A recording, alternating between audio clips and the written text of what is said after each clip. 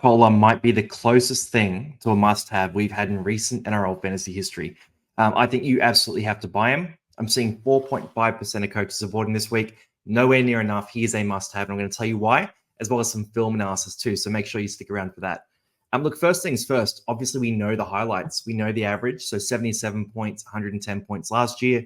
When he played that fullback spot in round 26, round 27. You got 2 tries in one of those games. You have a total of 4 try assists across those 2 games, 7 and 16 tackle breaks, and 300 meters in each of those games. Now, the counter argument you could make on that is, hey, you know what? I like that. I like the look of that. But the Bulldogs and the Tigers last year were not particularly good teams. They were leaking a lot of points. Where do we go from there then? We look back a bit further. So we go back to these previous games, a score of 49 and a score of 57. 2022, round 23 and 24 against the Sharks and the Raiders.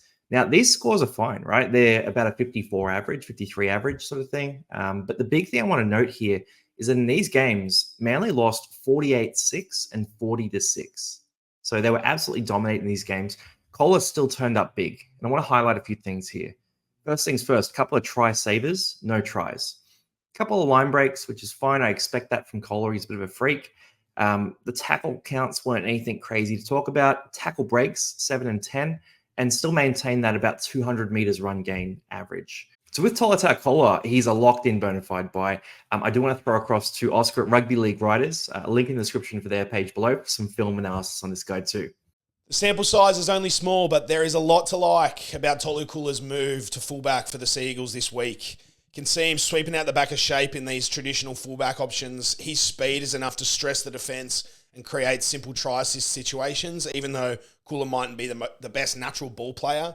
But where I think we're going to see him a lot is swinging over to that right edge in Manly's exit sets, where we know they like to shift the ball.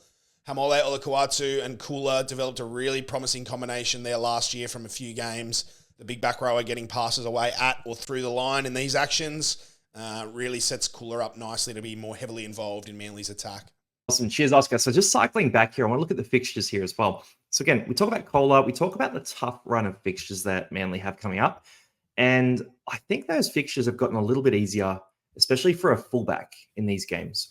So first things first, you have the Seagulls and the Broncos this week. Reece Walsh is out of that game.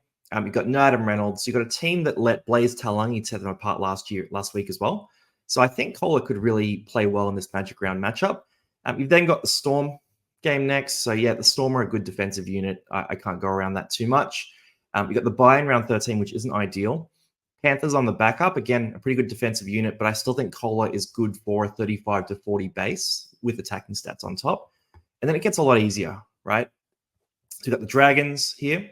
We've got the Rabbitohs, a nice easy matchup as well. That Rabbitohs game is in round 16, the major bye too, so no origin players for them, which means they'll be missing a couple of guys. You've got a bye in round 17, and then the Cowboys and potentially the Knights and potentially the Titans, depending on how long it takes Turbo to come back, right? So I think the fixtures are not ideal, but there's enough to exploit there that he's going to be an absolute weapon for them. Tolu Koula must have. Let me know in the comments if you're buying him. And if you're not, tell me why, because I am very, very curious. All right, good luck this week. See you on the next video.